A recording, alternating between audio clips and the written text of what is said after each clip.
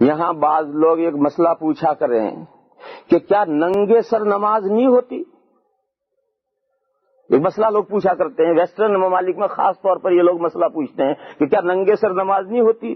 میں کہتا ہوں کہ میں ان کو جواب دیتا ہوں کہ ننگے سر نہیں، کرتا نکال دو، کرتا نکال کے پڑھو تب بھی ہوتی ہے، کس نے منع کیا؟ پائچے بھی چڑھا لو، یہاں تک ٹخنوں سے نیچے تک پائچے بھی چڑھا لو، کرتا اتار کے رکھ لو، بنیان بھی اتار کے رکھ لو، نماز کس نے کہا نہیں ہوتی؟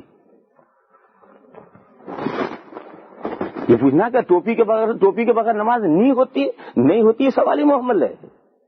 کس نے کہا نہیں ہوتی؟ ٹوپی کے بغیر بھی ہوتی ہے، کرتے کے بغیر بھی ہوتی ہے، بنیان کے بغیر بھی ہوتی ہے، پنڈلیاں کھلیوں تب بھی ہوتی ہے۔ نماز کے صحیح ہونے کے لیے تو ناف سے لے کر کے گھٹنے کے نیچے تک اتنا حصہ آدمی کا چھپا ہوا ہے تو نماز ہو جائے گی۔ میرے بھائیوں، پوچھنے کا یہ طریقہ نہیں ہے۔ پوچھنے کا یہ طریقہ یوں ہونا چاہیے کہ فرض نماز پڑھنے کے لیے جو شریعت نے آداب بیان کیے ہیں، ٹوپی کے بغیر نماز پڑھنا ان آداب کے خلاف تو نہیں؟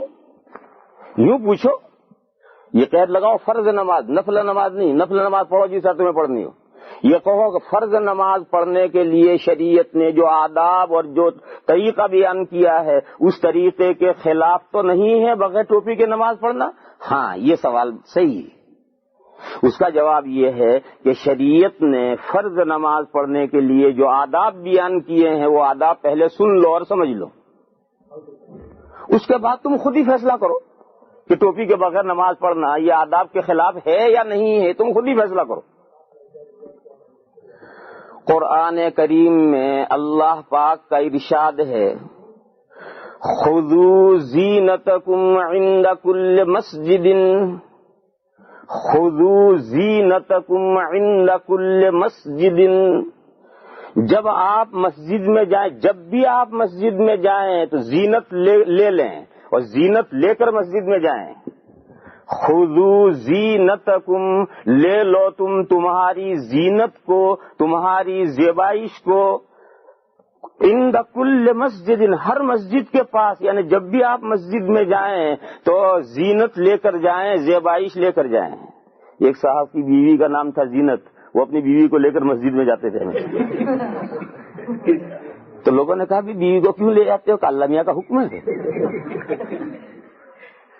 لا الہ الا اللہ وحدہ لا شریک لہ۔ ٹوپی کے نماز پڑھنا یہ آداب نماز کے جو آداب قرآن و حدیث نے بیان کیے ہیں یہ اس کے خلاف تو نہیں ہے؟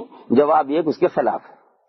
قرآن میں نماز پڑھنے کے، فرض نماز پڑھنے کے، نفل کے بارے میں کچھ نہیں کہتا، تو پڑھو نفل تمہیں جس طرح پڑھنی ہو، لیکن فرض نماز کے بارے میں یہ کہہ رہا ہوں کہ فرض نماز کے بارے لیے جو قرآن کریم نے آداب بیان کیے ہیں ان آداب کے خلاف یہ چیز ہے، اور یہی چیز نہیں دونوں آستینیں چڑھا رکھی ہیں، یہاں تک چڑھا رکھی ہے اور نماز پڑھ رہا ہے، یہ بھی اسلامی آداب کے خلاف ہے، اور اسے بھی فقہاء نے مکروہ لکھا۔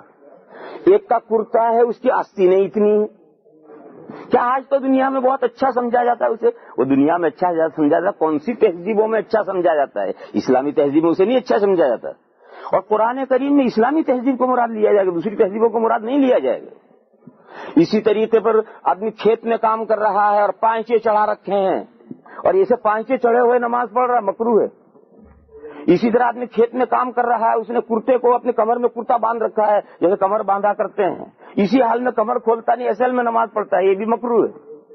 تو کرتا کمر میں باندھ کر، پانچے چڑھا کر، آستین چڑھا کر، یہ سب شکلیں مکروہ کیوں ہیں؟ یہ زینت کے خلاف ہیں، جو پہننے کا، لباس پہننے کا جو شاندار طریقہ ہے، یہ بیوٹی، لباس کی بیوٹی نہیں ہے۔ اور قرآن کریم کا یہ حکم ہے، خذوا زینتکم عند کل مسجد، جب بھی تم مسجد میں فرض نماز پڑھنے کے لیے جاؤ تو اپنی بیوٹی لو۔ تو اصل بات تو میں یہ چل رہی تھی کہ میں یہ کہہ رہا تھا کہ فرض کے احکام الگ ہیں اور نفل کے احکام الگ ہیں۔